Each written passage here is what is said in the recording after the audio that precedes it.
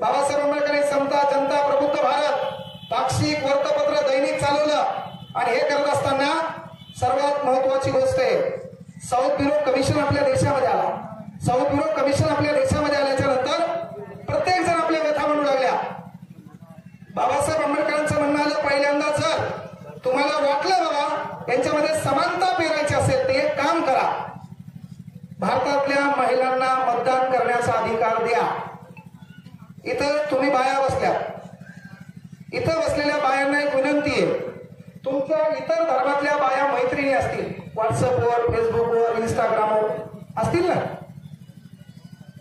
इतर धर्मातल्या बाया आपल्या मैत्रिणी असतील तर त्या बाईला कधीतरी मार्केटला न्यायचं, त्या बाईला कधीतरी बाजाराला न्यायचं.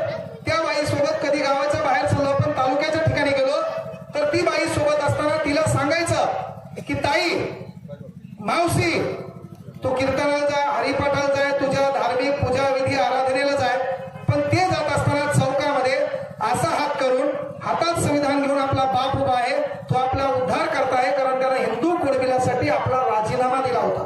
ते आपण तिला समजून सांगायचं. तर महाराज लोक हे कीर्तनात सांगणार नाही. कीर्तनात बाबासाहेब सांगितले कार्यक्रम बिघाडला द्यायचा, दुसरी तारीख भेटत नाही. मला माईच्या तिकडलं सर्वच येत आहे. मी जर इकडे नसतो तिकडे गेलो असतो, पण तिकडे जाऊन जर त्या कीर्तनात किंवा एखाद्या धार्मिक कार्यात मला बाबासाहेब सांगता येत नसतील तर तो पेशा स्वीकारायला मी मूर्ख नाही.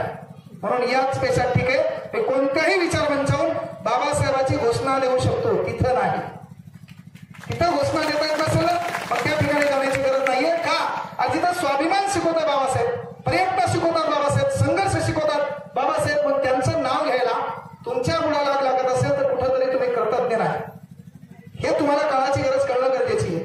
आपलं तेच पाहिले, आपला फक्त भोळा समाज लोकांनी ओळखून घेतलं तुम्हाला, फक्त असं असे डायलॉग आहे ना हे आपल्या मागे येतात. नाही, आपल्याला ते कळायचं, आपले लोक तिथे गेले पाहिजे, आपले लोक त्या दालनात गेले पाहिजेत, आणि दालनात गेल्यावर आपलं काम करत नसतील तर ते आराम करायला पुन्हा 5 वर्षानंतर घरचा रस्ता दाखवा, त्याला डबल तिथे पाठवू नका.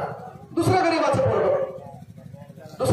पोरग, अरे गरिबीवर मात करण्यासाठी भाषणाची गरज नसती. हा देश काहीच नसताना बाबासाहेब आंबेडकर हेलिकॉप्टरमध्ये फिरायचे, किती हवा असत. आणि तू स्प्लेंडर गाडी नवीन घेतला डायला खातो लोकांना, कार घेतला होता बाबा, याला कठान त्याला कठान. आमची पोरगी जराशी गोरीबिरी असली 3दा धक्का आणती कसं